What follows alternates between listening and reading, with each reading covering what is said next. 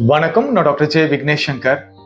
மனம்ங்கிற மாயை நம்ம வாழ்க்கையை எப்படி கட்டுப்படுத்திக்கிட்டு இருக்கு அப்படிங்கிற ரகசியத்தை நீங்க தெரிஞ்சுக்கிட்டீங்கன்னா தான் உங்க வாழ்க்கை சூழ்நிலைகள்ல உங்களால மாற்றத்தை ஏற்படுத்த முடியுங்க. 1995ஆம் ஆண்டு எலிசபெத் லாஃப்டஸ்ங்கிற ஒரு சைக்காலஜிஸ்ட் ஒரு சுவாரஸ்யமான ஆய்வு பண்ணாங்க. அந்த ஆய்வினுடைய பெயர் லாஸ்ட் இன் தி மால் எக்ஸ்பெரிமெண்ட்னு சொல்லுவாங்க. இவங்க ஆய்வுக்காக சில நபர்களை தேர்ந்தெடுத்தாங்க. தேர்ந்தெடுத்த நபர்களுடைய பேக்ரவுண்ட் இன்ஃபர்மேஷன் எல்லாம் அவங்க தெரிஞ்சுக்கிட்டாங்க. அதாவது அந்த பார்ட்டிசிபென்ட்ஸ்னுடைய குழந்தை பருவத்தை பத்தி எல்லாம் நல்லா டீடைல்டா அவங்களுடைய உறவினர்கள் நண்பர்கள் கிட்ட இருந்து கேட்டு தெரிஞ்சுக்கிட்டாங்க. அதுக்கப்புறம் ஒவ்வொரு பார்ட்டிசிபென்ட் கிட்டையும் அவங்க வாழ்க்கையில நடந்த 4 முக்கியமான நிகழ்வுகளை சொல்லியிருக்காங்க. அதாவது அவங்க குழந்தை பருவத்திலிருந்து ஏற்பட்ட முக்கியமான நிகழ்வுகளை பத்தி பேசியிருக்காங்க. இதுல நீங்க என்ன தெரிஞ்சுக்கணும் அப்படின்னா, அந்த பார்ட்டிசிபென்ட்ஸ் கிட்ட அவங்க 4 முக்கியமான விஷயம் சொன்னாங்க பாருங்களேன். அதுல 3 தான் உண்மை, 1 பொய்யான விஷயம். அப்ப உண்மையான விஷயத்த அந்த பார்ட்டிசிபென்ட்ஸ் கிட்ட சொல்லிட்டு பொய்யான ஒரு தகவலையும் சொல்லியிருக்காங்க. உங்க வாழ்க்கையில் இந்த மாதிரி ஒரு நிகழ்வு நடந்ததுன்னு. அந்த பொய்யான விஷயம் என்ன தெரியுமா?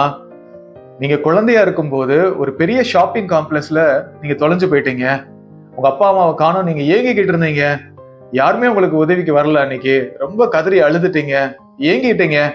அன்னைக்கு நைட்டு வரைக்கும் உங்களை யாரும் காப்பாத்த வரல. எப்படியோ போலீஸ்க்கு தகவல் தெரிஞ்சுதான் கடைசியா உங்களை காப்பாத்திருக்காங்க அப்படிங்கிற மாதிரி சொல்லியிருக்காங்க. ஆரம்பத்துல இந்த பார்ட்டிசிபென்ட்ஸ் யாரும் இதை நம்பலங்க. இல்லையே, இந்த மாதிரி நிகழ்வு என் வாழ்க்கையில நடக்கலையே அப்படின்னு சொல்லியிருக்காங்க. ஆனா இந்த சைக்காலஜிஸ்ட் இதை ரொம்ப அழுத்தமா உண்மைன்னு சொன்னதுனால அந்த பார்ட்டிசிபென்ட்ஸ்னுடைய மனம் என்ன தெரியுமா பண்ணிருக்கு? அந்த நிகழ்வு உண்மையாவே நடந்த மாதிரி அவங்களுக்கு எண்ணங்களை கொண்டு வந்திருக்குங்க. அந்த பார்ட்டிசிபென்ட்ஸ்ல 25% பேர் அந்த நிகழ்வு உண்மைனே அவங்க நம்பிட்டு, ஆமா எனக்கு அந்த மாதிரி ஒரு நிகழ்வு நான் குழந்தையா இருக்கப்ப நடந்தது. நான் ஷாப்பிங் காம்ப்ளெக்ஸ்ல காண போனப்ப ஒரு பாட்டி தான் எனக்கு அன்னைக்கு உதவி செஞ்சாங்க. ஒரு போலீஸ் அங்கிள்கிட்ட என்னை கூட்டிட்டு போனாங்க. இன்னைக்கும் அது எனக்கு ஞாபகத்துல இருக்கு. நைட்டு தான் எங்க அப்பா அம்மா என்னை காப்பாத்தினாங்க அப்படின்ற மாதிரிலாம் சொல்லியிருக்காங்க. இதுல நீங்க என்ன புரிஞ்சுக்கணும் அப்படின்னா, இந்த நிகழ்வு அவங்க வாழ்க்கையில நடக்கவே கிடையாதுங்க. ஆனா அந்த பார்ட்டிசிபென்ட்னுடைய மனம் என்ன பண்ணிருக்கு? உண்மையாவே நடந்த மாதிரி அவங்களுக்கு அந்த எண்ணங்களை கொண்டு வந்திருக்கு. காரணம் என்ன தெரியுமா? ஃபால்ஸ் மெமரி அப்படின்னு சொல்றாங்க. அப்ப கடந்த காலத்துல நடக்காத ஒரு விஷயத்தையே மனம் உண்மைங்கிற மாதிரி நம்பி எண்ணங்களை கொண்டு வர வைக்குதுன்னா, நம்ம வாழ்க்கையில நடந்த விஷயங்களை அது எவ்வளவு தூரம் மிகைப்படுத்தும். அதனாலதான் சைக்காலஜிஸ்ட் என்ன சொல்றாங்கன்னா, உங்க நினைவுகளுக்கு ரொம்ப முக்கியத்துவம் கொடுக்காதீங்க, அதை ரொம்ப நம்பாதீங்க. மனம் கடந்த கால நினைவுகளின் அடிப்படையில உங்களை கட்டுப்படுத்துறதுக்கு இந்த மாதிரி எல்லாம் பண்ணலாம் அப்படிங்கறத நீங்க தெரிஞ்சுக்கணும். அன்இன்டென்ஷனல் பிளைண்ட்னஸ்னு ஒரு கான்செப்ட் இருக்குங்க. இந்த கான்செப்ட் ரிலேட்டடா ஒரு ஆய்வும் பண்ணிருக்காங்க. இந்த ஆய்வுக்காக சில நபர்களை தேர்ந்தெடுத்தாங்க. அந்த நபர்களுடைய முக்கியமான டாஸ்க் என்ன தெரியுமா? ஸ்டேஜ்ல சில பேஸ்கெட் பால் பிளேயர்ஸ் இருப்பாங்க. சில நிமிடங்கள் அந்த பேஸ்கெட் பால் பிளேயர்ஸ் பாலை பாஸ் பண்ணுவாங்க ஒருத்தர்கிட்ட இருந்து இன்னொருத்தருக்கு. அப்ப அந்த சில நிமிடங்கள் எவ்வளவு தடவை அவங்க பாலை பாஸ் பண்ணிருக்காங்கன்றத இந்த பார்ட்டிசிபென்ட் சரியா கவனிக்கணுங்க. ஸோ டைம் ஸ்டார்ட் ஆகுது. இந்த பார்ட்டிசிபென்ட்ஸும் கவனிக்கிறாங்க. அந்த பிளேயர்ஸ் பாலை எத்தனை தடவை பாஸ் பண்ணிக்கிட்டு இருக்காங்கன்றத ஃபோக்கஸ்டா அவங்க கவனிக்க ஆரம்பிக்கிறாங்க. ஸோ டைம் முடிஞ்சதுக்கு அப்புறம் ஆராய்ச்சியாளர்கள் கேட்கிறாங்க, எத்தனை தடவை ஸ்டேஜ்ல இருந்த பிளேயர்ஸ் பாலை பாஸ் பண்ணாங்கன்னு. ஒவ்வொருத்தரும் ஒவ்வொரு கவுண்ட் சொல்றாங்க. அதுக்கப்புறம் தான் ஆராய்ச்சியாளர்கள் ரொம்ப முக்கியமான ஒரு கேள்வி கேட்கிறாங்க. ஸ்டேஜ்ல இருந்த பிளேயர்ஸ் பாலை பாஸ் பண்ணிட்டு இருக்கும் போது நடுவுல ஒரு பெரிய கொரிலா வந்துட்டு போச்சு, யாராவது கவனிச்சிங்களா அப்படின்ட்டு. ரொம்ப ஆச்சரியமான விஷயம் என்ன தெரியுமா? 50% மேல பார்ட்டிசிபென்ட்ஸ் ஸ்டேஜுக்கு மேல கொரிலாவை பார்க்கலங்க. எவ்வளவு ஒரு வியப்பான ஒரு விஷயம், யோசிச்சு பாருங்க. அப்ப மனம் இங்க என்ன தெரியுமா பண்ணிருக்கு? கண்ணுக்கு முன்னாடி இருந்த ஒரு ரியாலிட்டியை கூட அது மறைச்சிருக்குங்க. அப்ப நம்ம வாழ்க்கையிலும் பாத்தீங்கன்னா எவ்வளவு சந்தர்ப்பங்களை பிரபஞ்சம் நமக்கு ஏற்படுத்திக்கிட்டு இருக்கு. ஆனா மனம் என்ன பண்ணிக்கிட்டு இருக்கு? அதுல நம்ம கவனத்தை கொண்டு போக கூடாது அப்படிங்கிற மாதிரி அது திட்டங்களை தீட்டி நம்மளை ஏந்துற மாதிரி அது இயக்கிக்கிட்டு இருக்குங்க. மல்டிபிள் பர்சனாலிட்டி டிஸார்டரை பத்தி நீங்க ஏற்கனவே அந்நியன் படத்துல பார்த்து தெரிஞ்சிருப்பீங்க. அந்த மாதிரி மல்டிபிள் பர்சனாலிட்டி டிஸார்டர் இருக்கிற ஒரு நபருக்கு பாத்தீங்கன்னா, ஒரு குறிப்பிட்ட பர்சனாலிட்டியை அவர் வெளிப்படுத்திக்கிட்டு இருக்கும்போது அவருக்கு ஸ்கின்ல ரேஷஸ் வருமாங்க. கையில பாத்தீங்கன்னா பொறி பொறியா இருக்குமா. அவர் இன்னொரு பர்சனாலிட்டியா மாறும்போது பாத்தீங்கன்னா அந்த ஸ்கின் ரேஷஸ் எல்லாம் போயிடுமாங்க. அப்ப மனம் எந்த அளவுக்கு சக்தி வாய்ந்தது, எந்த அளவுக்கு அது நம்ம மேல ஆதிக்கத்தை செலுத்துது அப்படிங்கறது நீங்க தெரிஞ்சுக்கணுங்க. ஒரு குறிப்பிட்ட பர்சனாலிட்டி அந்த நபர் இருக்கும்போது அவருக்கு தோல்ல பிரச்சனைகள் இருக்குங்க. இன்னொரு பர்சனாலிட்டியா மாறும்போது பாத்தீங்கன்னா அந்த தோல் வியாதி அவருக்கு சரியாகுதுங்க. அப்ப மனதனுடைய தன்மைகள்ல மாற்றங்கள் ஏற்படும் போது உடல் ரீதியான மாற்றங்கள் நடக்குதுங்க. நியூரோ சயின்ஸ்ல ப்ரிடிக்டிவ் மைண்ட் தியரின்னு ஒண்ணு இருக்குங்க. அந்த தியரியில என்ன சொல்றாங்க அப்படின்னா, எந்த ஒரு விஷயத்தை நம்ம செய்ய போறதுக்கு முன்னாடி மனம் முன்கூட்டியே அந்த விஷயத்தை தீர்மானிச்சிருந்தாங்க, அது இப்படிதான் போக போகுது, அப்படிதான் போக போகுது அப்படின்னு. இப்படி ஒரு தன்மையை மனம் வெளிப்படுத்துச்சுன்னா நம்ம வாழ்க்கையை நிறைவா வாழ முடியுமா என்ன யோசிச்சு பாருங்களேன். பிரபஞ்சம் நமக்கு ஒவ்வொரு புது புது அனுபவத்தை வாழ்க்கையில கொடுத்துக்கிட்டு இருக்குங்க. ஆனா மனம் என்ன பண்ணுது, கடந்த காலத்தை பேஸ் பண்ணி எல்லாத்தையும் நம்மளை எக்ஸ்பீரியன்ஸ் பண்ண வச்சுக்கிட்டு இருக்குங்க. இதனாலதான் நம்ம ஒரு சலிப்போட வாழ்க்கையை வாழ்ந்துகிட்டு இருக்கோம், உற்சாகம் இல்லாமல். இப்ப இந்த ஸ்கிரீன்ல தெரிகிற ட்ரெஸ் மெட்டீரியலை பாருங்களேன். எனக்கு இது ஒயிட் அண்ட் கோல்டு கலரா தெரியுதுங்க. எங்க வீட்லயே பாத்தீங்கன்னா என் மகள் இதை பார்த்தவுடன் ப்ளூ அண்ட் பிளாக் கலர் தெரியுது அப்படின்னு சொன்னா. இப்ப நீங்களும் உங்க வீட்டுல இருக்கிற நபர்களை கூப்பிட்டு இந்த ட்ரெஸ் மெட்டீரியல் என்ன கலர்ஸ்ல இருக்கு அப்படிங்கறத கேட்டு பாருங்களேன், உங்களுக்கே ஆச்சரியமா இருக்கும். இப்ப மனதை பொறுத்த வரைக்கும் பாத்தீங்கன்னா எல்லாருக்கும் ஒரே மாதிரி ரியாலிட்டி அது காட்டுறது கிடையாதுங்க. நம்ம மனதில் இருக்கிற பாஸ்ட் கண்டிஷனிங்கை பேஸ் பண்ணி தான் நம்ம இந்த ரியாலிட்டியை வாழ்ந்துகிட்டு இருக்கோங்க. அதனாலதான் ஒரு சிலருக்கு பாத்தீங்கன்னா இந்த வாழ்க்கை சந்தோஷமா இருக்கு, ஒரு சிலருக்கு துக்கமா இருக்கு, கவலையா இருக்கு, பயமா இருக்கு. வெவ்வேறு ரியாலிட்டியில நம்ம எல்லாரும் வாழ்க்கையை வாழ்ந்துகிட்டு இருக்கோங்க. என்னைக்காவது இதை யோசிச்சு பார்த்திருக்கீங்களா? நமக்கு வர்ற எண்ணங்கள் நம்ம ஜெனரேட் பண்ணலங்க, அது ஆட்டோமேட்டிக்கா வந்துகிட்டு இருக்கு. அப்ப அந்த எண்ணங்கள் எங்க இருந்து வருதுன்னு நீங்க கேட்டீங்க அப்படின்னா நம்மளுடைய அன்கான்சியஸ் மைண்ட்ல இருந்து வருதுங்க. அன்கான்சியஸ் மைண்ட் நான் சொல்லும் போது பாஸ்ட் கண்டிஷனிங்க.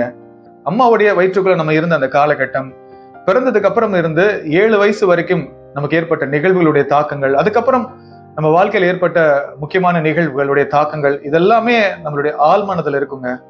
இதெல்லாம் தான் நம்ம எண்ணங்களை தீர்மானிக்குது. நான் முதலே சொன்ன மாதிரி நம்ம நினைவுகளுக்கு நம்ம முக்கியத்துவம் கொடுக்க கூடாதுங்க.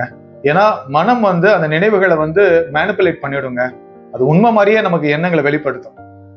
அப்ப நம்ம கடந்த காலத்துல ஏற்பட்ட நிகழ்வுகள் சம்பந்தமான எண்ணங்கள் தான் நம்ம வாழ்க்கையை வழி நடத்துதுன்னா யோசிச்சு பாருங்க, நம்ம வாழ்க்கைய நிஜமாவே நம்ம முழுமையா தான் வாழ்ந்துகிட்டு இருக்கோமா அப்படிங்கிற ஒரு கேள்வியை நம்ம ஒவ்வொருத்தரும் கேட்கணுங்க. இப்போ ஒரு முக்கியமான விஷயத்த உங்ககிட்ட நான் பகிர்ந்துக்க போறேங்க. உடல் அளவுல நமக்கு மாற்றங்கள் நிகழ்ந்துகிட்டு இருக்குங்க. ஒரு 5 வருஷம் 6 வருஷத்துக்கு முன்னாடி எடுத்த ஒரு போட்டோ எடுத்து பாருங்களேன். இப்ப நீங்க எப்படி இருக்கீங்கன்னு பாத்தீங்கன்னாலே தெரியும், நல்ல மாற்றங்கள் உடல் அளவுல ஏற்பட்டிருக்குங்க. இன்னும் சொல்லணும் அப்படின்னா ஆராய்ச்சியாளர்கள் என்ன சொல்றாங்க அப்படின்னா ஒவ்வொரு 7ல இருந்து 10 வருஷத்துக்கு ஒரு தடவை நம்ம உடல் இருக்கக்கூடிய செல்கள் எல்லாம் புதுப்பிக்கப்படுதாங்க. அப்போ ஒரு 10 வருஷத்துக்கு முன்னாடி இருந்த நபர் நீங்க கிடையாதுங்க. பிசிக்கலா உடல் அளவுல மாற்றங்கள் நிகழ்ந்திருக்கு உங்களுக்கு. அதே மாதிரி மனதளவுலையும் நீங்க எடுத்து பாருங்களேன். ஒரு 7 வருஷம் 8 வருஷத்துக்கு முன்னாடி நீங்க என்ன மாதிரி தன்மையில இருந்தீங்க அப்படின்ட்டு, உங்களுடைய எண்ணங்கள் எப்படி இருந்தது, உங்களுடைய ஆசைகள், தேவைகள், மற்ற எந்த விஷயங்கள் எல்லாம் நீங்க ஆர்வமா இருந்தீங்கன்றதை அனலைஸ் பண்ணி பாத்தீங்கன்னா அதுலயும் சிக்னிபிகண்டா மாற்றங்கள் ஏற்பட்டிருக்குங்க. அப்ப உடல் அளவுல மனதளவுல மாற்றங்கள் நிகழ்ந்துகிட்டே இருக்குங்க உங்க வாழ்க்கையில. ஆனா ஏதோ ஒரு தன்மை உங்களுக்குள்ள இருந்து உங்க வாழ்க்கையில நடக்கிற நிகழ்வுகள் எல்லாத்தையுமே சாட்சியா கவனிச்சுக்கிட்டு இருக்கு, அப்சர்வரா இருந்து எல்லாத்தையும் பார்த்துக்கிட்டு இருக்குங்க. அந்த அப்சர்வர் பாயிண்ட் ஆஃப் வியூல இருந்து உங்க வாழ்க்கையை நீங்க வாழ ஆரம்பிக்கணுங்க. அப்பதான் மனதனுடைய பிடியிலிருந்து விடுபட்டு வாழ்க்கையை நிறைவா உங்களால வாழ முடியும். அப்ப உங்க அன்கான்சியஸ்ல இருக்கிற விஷயங்கள் எல்லாத்தையும் நீங்க கான்சியஸ் ஆக்கணுங்க.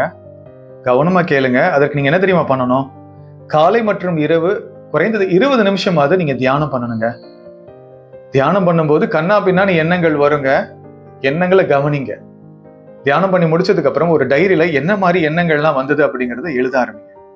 அதுக்கப்புறம் 1 மணி நேரத்துக்கு ஒரு தடவை 2 மணி நேரத்துக்கு ஒரு தடவை அந்த நாள்ல உங்களுக்கு வரக்கூடிய எண்ணங்கள் உணர்வுகள் எல்லாத்தையுமே டைரியில் எழுத ஆரம்பிங்க. இந்த எண்ணங்கள் உணர்வுகள் எல்லாம் பாத்தீங்கன்னா உங்க ஆழ்மனதனுடைய பிரதிபலிப்புங்க. அன்கான்சியஸ் மைண்ட்ல இருக்கக்கூடிய தன்மைகள் தான் வெளிப்பட ஆரம்பிக்குதுங்கிறத தெரிஞ்சுக்கிட்டு டைரியில எழுதுங்க. ரொம்ப முக்கியங்க. நான் எதற்காக டைரியில எழுத சொல்றேன் அப்படின்னா, நீங்க எண்ணங்கள் உணர்வுகளை அனலைஸ் பண்ணி டைரியில எழுத ஆரம்பிக்கும் போது விழிப்புணர்வு உங்களுக்கு அதிகமாக ஆரம்பிக்கும், உங்களுடைய அவேர்னஸ் லெவல் இன்க்ரீஸ் ஆக ஆரம்பிக்கும். நான் முன்னாடியே சொன்ன மாதிரி இந்த எண்ணங்கள் உணர்வுகள் எல்லாம் உங்க கடந்த கால நினைவுகளுடைய பிரதிபலிப்பா கூட இருக்கலாம், அதுல உண்மைத்தன்மை இல்லாம கூட இருக்கலாங்க. இப்ப நிகழ்காலத்துல நீங்க எக்ஸ்பீரியன்ஸ் பண்ற வாழ்க்கைக்கு அது அர்த்தம் பொருத்தம் இல்லாம கூட இருக்கலாம். உடனே நீங்க என்ன தெரியுமா பண்ணணும்? உங்களுக்கு வந்த அந்த எண்ணங்கள் உணர்வுகள் இப்ப நிகழ்காலத்துக்கு எந்த அளவுக்கு பிரயோஜனம் இல்லை அப்படின்னா அதை அப்படியே அடிச்சிருங்க டைரியில. இப்படி இந்த எக்ஸசைஸை நீங்க சில நாட்கள் சில வாரங்கள் தொடர்ந்து செய்யும் போது என்ன தெரியுமா நடக்கும்? உங்களுக்கு வரக்கூடிய அந்த எண்ணங்கள் உணர்வுகளோட நீங்க அடையாளப்படுத்திக்காம அதை கவனிக்க ஆரம்பிப்பீங்க. உங்களுக்கே தெரியும் அந்த எண்ணங்கள் உங்களுடையது கிடையாது, அது எந்த அளவுக்கும் உங்களுக்கு நல்ல விதத்துல மாற்றத்தை கொண்டு வர போறது இல்லை அப்படிங்கறத தெரிஞ்சுக்கிட்டு நீங்க விழிப்புணர்வோட உங்களுடைய அன்றாட வேலைகளை பார்க்க முடியுங்க. அதே மாதிரி நீங்க எதிர்பார்க்கிற மாதிரி வாழ்க்கை சூழ்நிலைகள் அமையலன்னு வச்சுக்கோங்களேன். பொதுவா நம்ம என்ன தெரியுமா பண்ணுவோம்? அந்த நேரத்துல ரியாக்ட் பண்ணிடுவோம், டென்ஷன் ஆயிடுவோம். ஏன்னா மனம் நெகட்டிவான எண்ணங்களை கொண்டு வந்துடும், அது சிச்சுவேஷனை ஜட்ஜ் பண்ண ஆரம்பிச்சிடும். இனிமேல் அப்படி பண்ணாதீங்க. நீங்க எதிர்பார்க்கிற மாதிரி சூழ்நிலைகள் அமையலனா, அதாவது அது ஒரு சின்ன விஷயமா கூட இருக்கலாம், இல்ல பெரிய விஷயமா கூட இருக்கலாம். அதை ஜட்ஜ் பண்ணிடாதீங்க. அந்த நேரத்துல நீங்க அமைதியை கொண்டு வாங்க உங்களுக்குள்ள. அந்த சிச்சுவேஷன்ல என்ன பாசிட்டிவ்ஸ் இருக்கு அப்படிங்கறத கவனிக்க ஆரம்பிங்க. பிரபஞ்சம் இந்த சூழ்நிலையை வாழ்க்கைக்கு கொண்டு வந்திருக்கு அப்படின்னா இதுல ஏதோ ஒரு ஹிடன் கிஃப்ட் இருக்கு, ஏதோ ஒரு நல்ல விஷயம் இருக்கு அப்படிங்கறதுல நீங்க ஃபோக்கஸ் பண்ண ஆரம்பிச்சீங்கன்னா அந்த சூழ்நிலையை கடந்து செல்வதற்கான ஆற்றலும் உங்களுக்குள்ள இருந்து வெளிப்பட ஆரம்பிக்குங்க. இது பர்சனலா என் வாழ்க்கையில நான் உணர்ந்த உண்மைங்க. நம்ம வாழ்க்கையை என்ன கண்ணோட்டத்தோட பாக்குறோமோ அதற்கு தகுந்த மாதிரிதான் அந்த சூழ்நிலைகள் நமக்கு அமையும். மனதை ஜெயிக்கிறது சாதாரண விஷயம் கிடையாதுங்க. ஏன்னா மனம் நம்மளை கட்டுப்படுத்தி அது பழகிடுச்சுங்க. அது கட்டுப்பாட்டுல இருந்து நம்ம விலகி வந்து அதுக்கு நம்ம எஜமானா மாறணும் அப்படின்னா நான் சொல்லி கொடுத்த இந்த வழிமுறைகள் எல்லாம் கடைபிடிங்க. குறிப்பா உங்க அக உலகத்துல நடக்கிற நிகழ்வுகள் எல்லாத்தையுமே முதல்ல கவனிங்க. என்ன மாதிரி எண்ணங்கள், உணர்வுகளை நீங்க வெளிப்படுத்துறீங்க அப்படிங்கறத கவனிச்சு ஒரு டைரியில எழுத ஆரம்பிங்க. அதுக்கப்புறம் வெளி உலகத்துல நடக்கிற நிகழ்வுகளுக்கு ரியாக்ட் பண்ணாதீங்க. அதுல இருக்கக்கூடிய ஹிடன் கிஃப்ட் என்ன அப்படிங்கறத பாருங்க. அப்ப நான் சொல்ல வர விஷயம் என்ன அப்படின்னா, உங்க வாழ்க்கைய மைண்ட்ஃபுல்லா வாழ ஆரம்பிங்க.